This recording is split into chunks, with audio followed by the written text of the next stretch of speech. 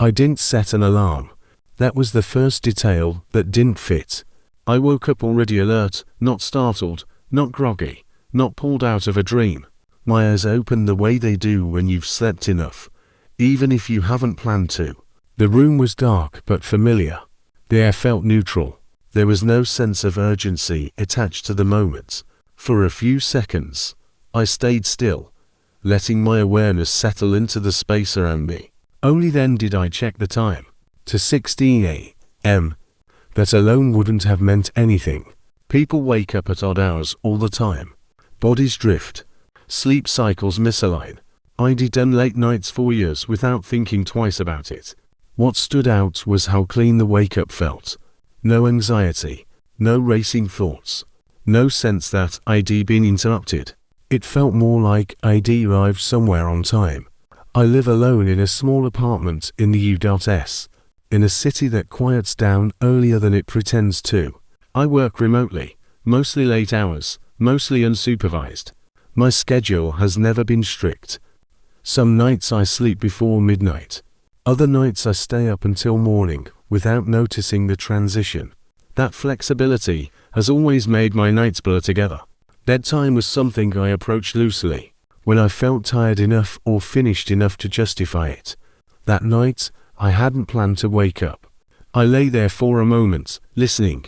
The building sounded the same as it always did. Faint hum in the walls, distant traffic stitched together by long pauses. The occasional mechanical click from somewhere below. Nothing was wrong. And then, at 17 a.m., the familiar flattening arrived. It wasn't dramatic. It never was. The room didn't go silent. The sounds didn't stop. They simply lost their spacing. Everything moved closer together, as though depth had been briefly removed from the environment. At the same time, my body adjusted. Breathing slowed, shoulders lowered. Not consciously, not in response to fear or thought. It felt like a posture settling into place it had already practiced. The moment lasted only seconds. When it passed, the room returned to itself without hesitation. Sound regained distance. Space unfolded again. I was left lying in the dark, awake, calm, and aware that nothing new had happened, except that I'd been awake before it arrived. That became the pattern.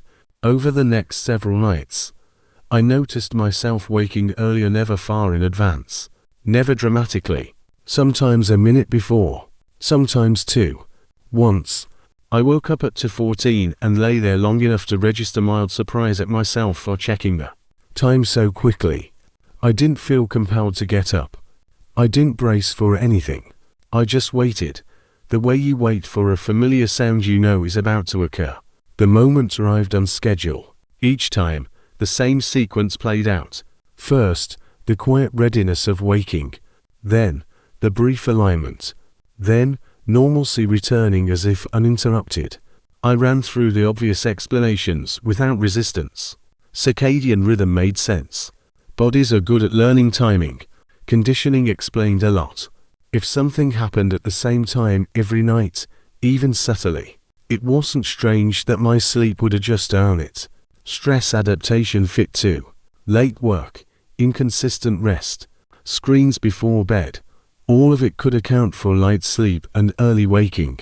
None of those explanations felt defensive. They felt reasonable. What didn't fit was how little effort the adjustments seemed to require. I wasn't tired when I woke up. I wasn't restless. I didn't lie there negotiating with myself about whether to go back to sleep. I simply woke up and remained awake, as though that were the default state at that hour. I started paying closer attention to the moments before waking. There was no dream content I could recall, no narrative I was pulled from, no sensation of being dragged upward into consciousness. It felt more like a transition between two similar states, one quietly replacing the other. Sleep thinning, not breaking. I tested small changes, casually. I went to bed earlier. I cut caffeine afternoon. I left my phone in another room. I told myself I was resetting my schedule, even though I didn't feel particularly off to begin with. I still woke up. I tried staying up much later, pushing past the usual time so that sleep would be deeper when it arrived. That night, I fell asleep close to 1:30 a.m., heavy and unbroken. I woke up at 2:16. No alarm, no anxiety, no sense of interruption. The moment arrived as usual. It was difficult to explain that kind of consistency without exaggerating it. Nothing about the experience asked to be dramatized. If I'd tried to describe it to someone else, it would have sounded like a non-issue. People wake up. Bodies adapt. Nights pass. But repetition has weight. What unsettled me wasn't the waking. It was the lack of resistance to it. My body didn't seem to object. It didn't fight to stay asleep. It didn't surge with adrenaline or confusion. It cooperated. I began to notice that the waking itself felt preparatory, as though my body was placing itself in a position that made the upcoming moment easier to meet. Stillness arrived early. Thoughts slowed before they needed to. My awareness widened without focusing on anything in particular. Readiness, without vigilance. I stopped checking the time immediately after waking. I didn't need to. I could feel when the moment was closed, not in a supernatural sense, not as a signal or warning, but as a subtle internal alignment, like recognizing the end of a song you've heard many times. When I did check, the timing was always the same, 2:17 a.m. The moment itself never changed. It didn't grow stronger. It didn't last longer. It didn't reveal additional layers. It didn't respond to my awareness of it or my anticipation. If anything, anticipation seemed irrelevant. That was when the idea of coincidence finally wore thin. Not because something extraordinary was happening, but because something precise was. Coincidence thrives on variation. This didn't vary. One night, lying awake in the dark a minute or two before the time, I realized something else that hadn't occurred to me before. I wasn't waiting for the moment. I was already in position for it. That distinction mattered. Waiting implies expectation, tension, the possibility of disappointment or relief. What I felt contained none of that. There was no emotional charge attached to the arrival, no sense of outcome. It felt closer to alignment, as though my wakefulness wasn't a reaction, but part of the configuration. That thought didn't frighten me. It didn't excite me either. It landed with the quiet neutrality of something that had been true for a while before I noticed it. The night didn't feel threatening. It felt punctual. There was no sense of being watched, no impression of intention directed at me. If the night was aware of anything, it was time, not presence. And yet, I was present, already awake, already still, already adjusted. When the moment passed, I didn't feel relief. I didn't feel disappointment. I didn't even feel like something had concluded. It felt like a check had been completed. Lying there afterward, staring at the ceiling in the dark, I understood something I hadn't put into words before. I wasn't waking up because of it. I was waking up in time for it. That realization wasn't frightening, but it was precise enough that it didn't let go. Nothing announces the moment anymore. There's no internal cue.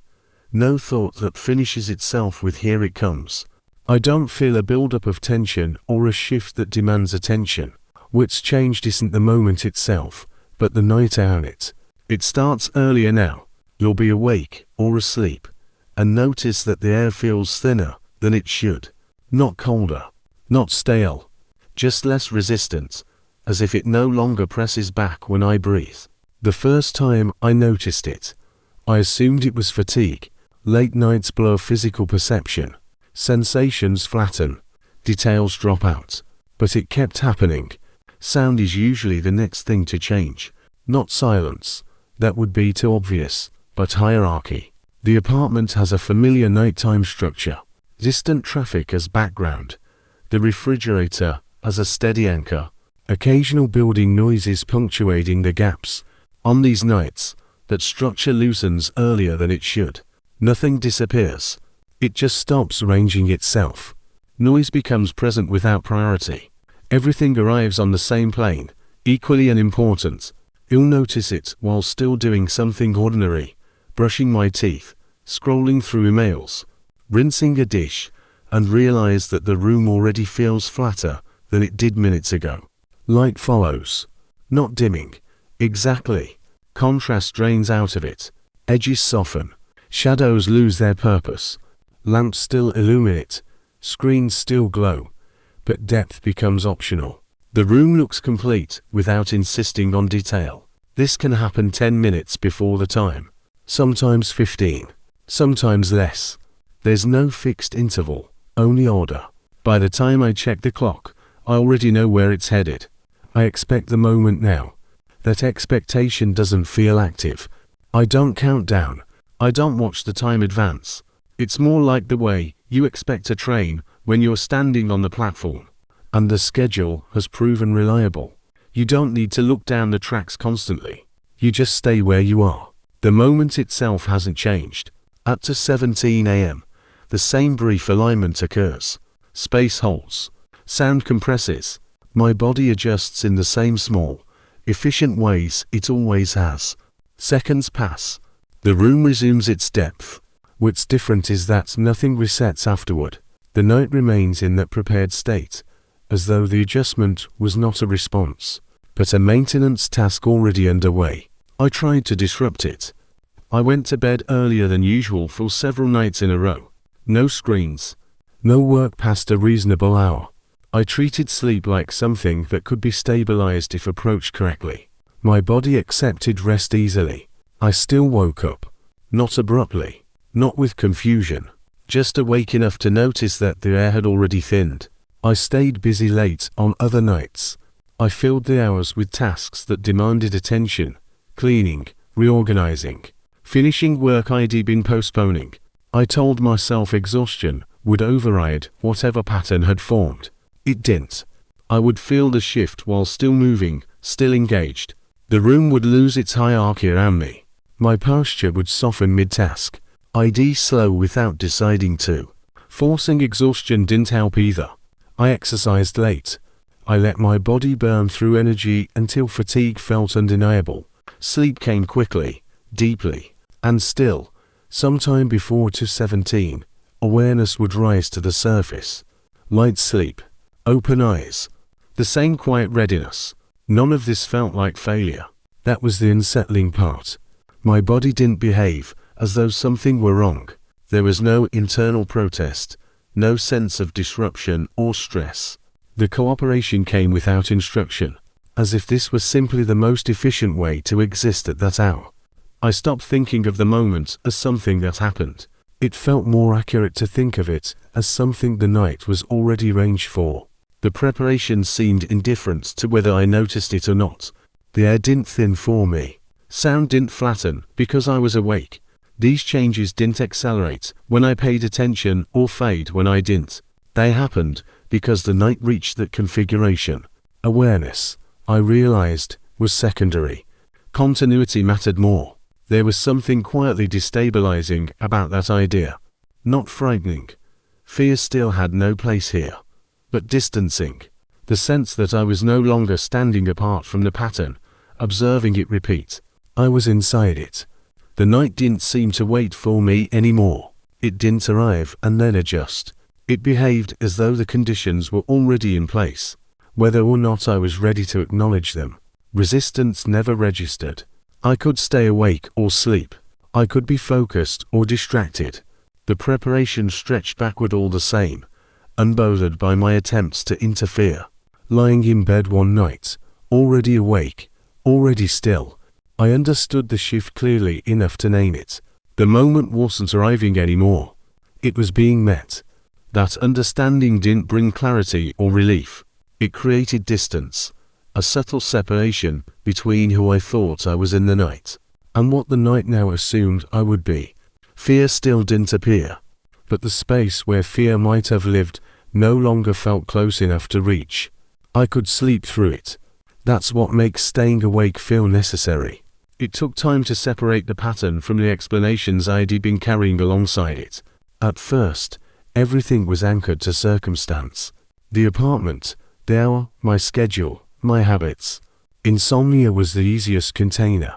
It explained inconsistency, light sleep, waking without reason.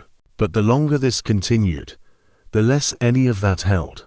The moment didn't belong to the apartment. I felt it when I stayed elsewhere, not identically, but with the same certainty. Different rooms, different buildings, same brief alignment. The walls were interchangeable. So was the furniture. The pattern didn't attach itself to place. It didn't belong to the hour either, not in the way clocks usually matter. The timing was exact, but it wasn't symbolic.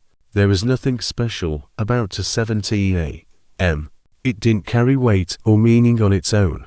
It functioned more like a coordinate than a signal, a point the night returned to, because it always had.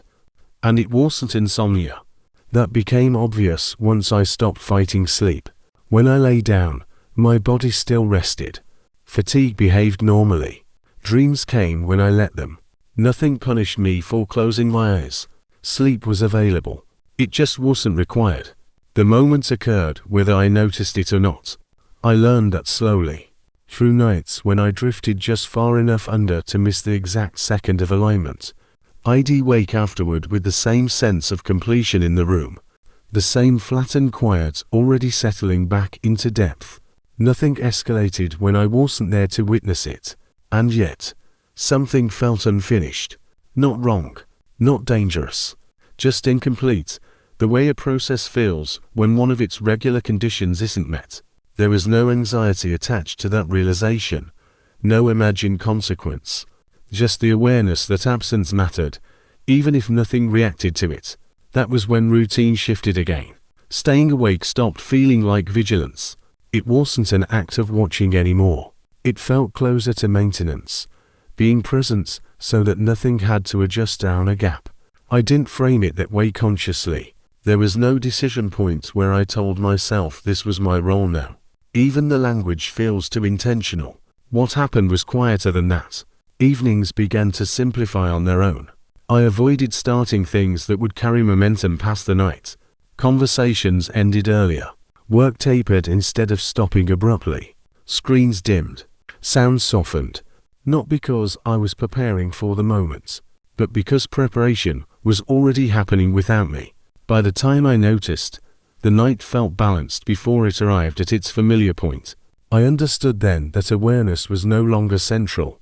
The night didn't need my attention. It didn't improve when I focused on it or weaken when I didn't. Presence mattered, but observation did not. That distinction changed everything. There was no fear of consequence if I stopped. I never imagined something breaking, retaliating, or collapsing.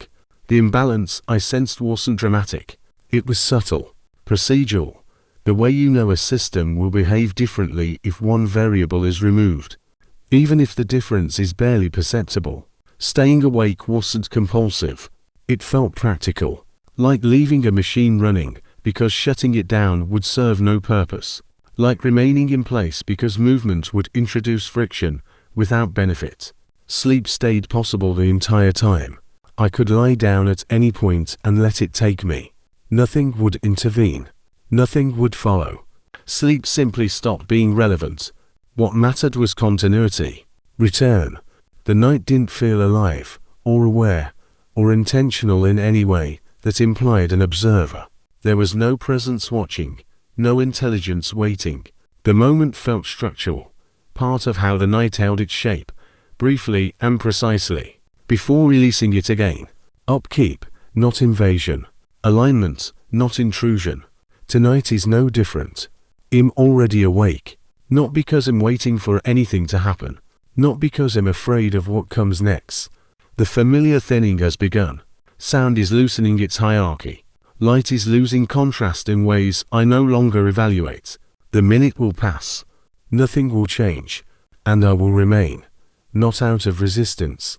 Not out of choice. But because this is how the night continues.